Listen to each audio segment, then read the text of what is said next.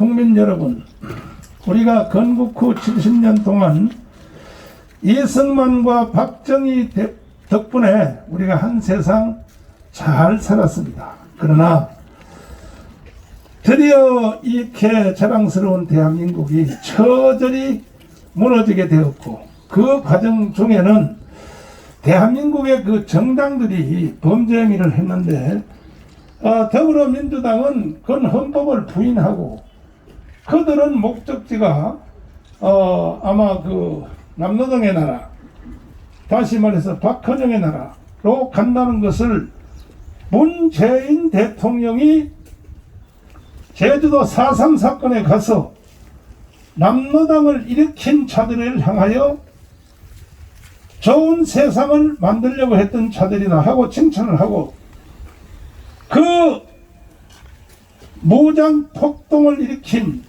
김달삼,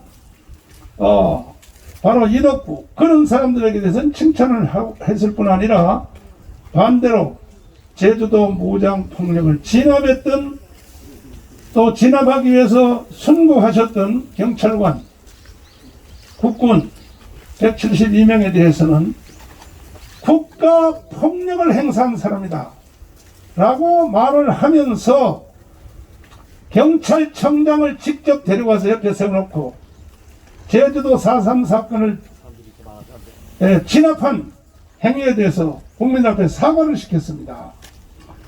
또 국방부 장관을 데려가서 옆에 세워놓고 제주도 4.3 사건을 진압한 사건에 대해서 역사 앞에 사과하라고 했습니다. 이것은 문재인은 대통령이 또 아니고 전 국가의 반역자고 대한민국을 자기 마음대로 해석하여 남노당의 나라로 공식 선포한 사건이 이번에 문재인이가 했던 이런 범죄 행위입니다. 이름에도 불구하고 이 모든 것들을 지켜내야 할 국민의힘당을 비롯한 소위 말하는 자유우파 정당이라고 하는 자들이 보안법이 지금 해체되고 있습니다. 보안법이 지금 현재 국회에 청원이 통과됐습니다. 반드시 우리가 나서지 아니하면 보안법은 해체될 것을 봅니다. 보안법이 왜 중요하냐? 보안법은 대한민국을 지키는 마지막 도르요. 그리고 헌법을 개헌하기 위해서 국회의장이 주도돼서 지금 심도 있게 진행되고 있습니다. 여기에는 바로 국민의힘 정당도 함께하고 있는데, 내각제 개헌. 자, 저들이 왜 내각제 개헌을 가지고 국민의힘 정당과 함께 개헌에 대해서 하고 갔느냐? 내각제로 말 안 하면 개헌 자체에 대해서 언급을 안 하려고 하니까 여기에 말려 들어갔습니다. 국민의힘 정당이. 그러니까 내각제 개헌은 출발은 똑같은 것 같이 보이지만 서로가 생각은 다릅니다. 일단은 더불어민주당 쪽에서는 개헌 자체에 대해서 물꼬를 일단 트워보자. 내각제 개헌도 좋다 하는 쪽으로 가지만 그들의 목적지는 바로 연방제 개헌입니다. 연방제 개헌을 가려고 저렇게 하는 것이고, 이쪽은 저 또 하나의 범죄 집단인 국민의힘 정당은 왜 내각제 개헌으로 가려고 하느냐? 그것은 그동안에 그쪽에서 정치 노름을 하여 이제 거의 원로가 되신, 예를 들어서 김무성, 또 이인재 뭐 등등 그런 분들은 현행 헌법으로는 대통령 못하거든. 안 되거든. 실력도 안 되고. 그러니까 내각제 개헌해서 내각제로 만들면 수상이 되니까. 그 수상은 아시다시피 뭐 한 달에 한 번씩 바꿔도 되고 6개월에 한 번씩 바꿔도 되고, 내각제 하면. 그 다음에 최소한 1년에 한 번씩 바꾸면 앞에 적체되어 있던 대통령 병 걸린 사람들, 나이 많은 영감들, 할아버지들을 다 대통령 한 번씩 3개월이라도 해서 은퇴시키고, 이따위 범죄 행위를 누가 하느냐 하면은 국민의 힘 정당이 그렇게 하고 있다는 것입니다. 그러면 여러분 한번 수일기를 해보십시오. 존경하는 국민 여러분, 만약에 제주도 4.3 사건에서 그때 제주도 4.3 사건을 진압한 행위에 대해서 국군과 경찰이 진압을 안 했으면 어떻게 됐겠습니까? 해답은 딱 나오게 되어 있습니다. 오랜 연구, 책 읽을 필요도 없습니다. 제주도 4.3 사건을 진압을 안 했으면 기자 여러분, 누가 이게 한번 대답을 해주시오. 만약에 그때 1948년 4월 3일 날 국군과 경찰이 제주도 4.3 사건을 진압을 안 했으면 오늘날 제주도와 대한민국이 어떻게 되었는가에 대해서 누가 한번 대답을 해주세요. 없습니까? 아직 이해가 잘 안 됐습니까?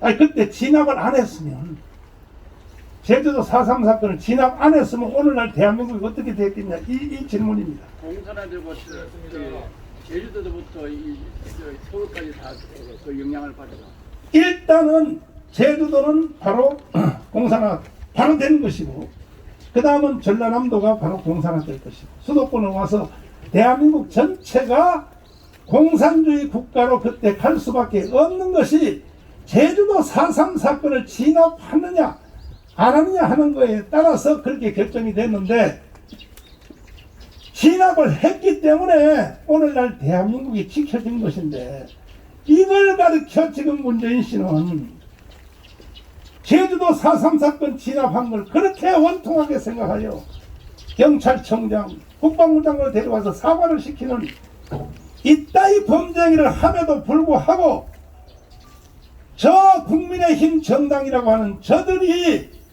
거기에 대해서 하나도 저항하지도 않고 오히려 개헌을 가지고 같이 공작을 하고 있다면, 대한민국은 건국 후에 또 한 번의 선택을 강요받고 있습니다. 자, 이승만 대통령이 건국 후, 해방 후에 들어와서 우리는 두 가지 선택을 강요받았다고 했습니다. 첫째는 사람을 누가 선택할래? 김일성이냐 이승만이냐 선택하라 이거지. 그런데 우리나라 5천만 년 역사에, 5천년 역사에, 반만 년 역사에 우리 대한민국 국민들이 가장 5천년 동안 선택을 잘한 사건이 뭐냐? 이승만을 선택한 것입니다. 그것 때문에 여러분과 저는 대한민국에 살고 있는 것입니다. 또 어떤 체제에 살 것이냐 한번 선택해보라. 자유민주주의, 시장경제, 한미동맹, 기독교 이 국면에 살래? 아니면 공산주의, 사회주의, 또 통제경제, 조중동맹, 주사파라는 종교 안에서 살래? 선택 한번 해보라. 했더니 북한은 바로 공산주의를 선택을 했습니다. 그 결과는 설명할 필요 없습니다. 북한과 남한은 이제 다시 또 70년 만에 선택을 지금 다시 강요받고 있습니다. 다시 한번 선택해봐라. 70년 전에 선택한 것을 다시 한번. 왜? 그때 선택에 대해서 억울하다는 사람이 너무 많으니까. 누가? 제1번이 문재인입니다.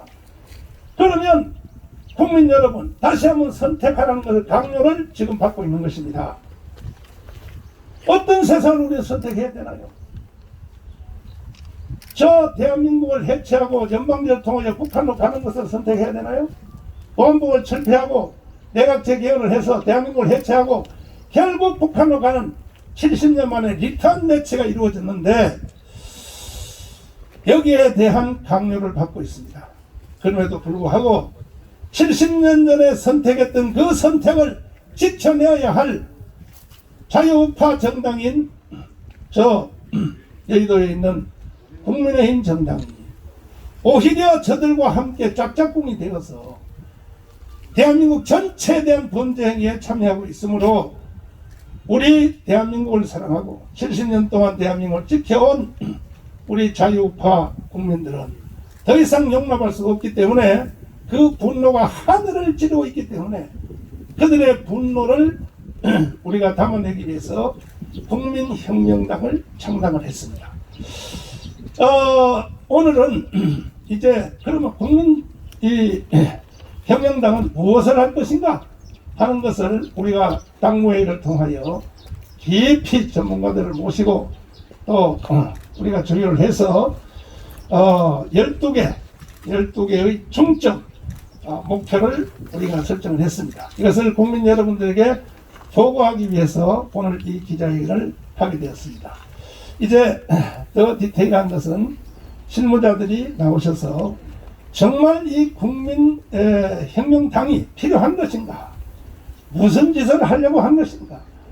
50개 정당 중에 또 하나의 정당을 만들어서 갈라치기를 해서 오히려 돌아오는 대선에서 이것이 또 어두운 부정적인 일을 하려고 하는 것인가 하는 전반적인 상황에 대해서 여러분들이 잘 한번 들어주시고 이따가 우리 담당자 설명이 끝난 뒤에 우리 기자 여러분들하고 함께 짧게 또 질문해서 공개 토론까지 해서 과연 만약에 이름에도 불구하고 뭐 나라가 망해서 또 연방제 법을 만들어서 문재인이가 선언한 대로 이제 주사파 정당, 주사파가 아니라 남노당의 이 나라로 선포한 것을 우리는 좋다, 괜찮다, 뭐 보안법 해체하고 내각제 개헌해서 그렇게 국민 다수가 원한다면 저는 이 당 해체하겠습니다.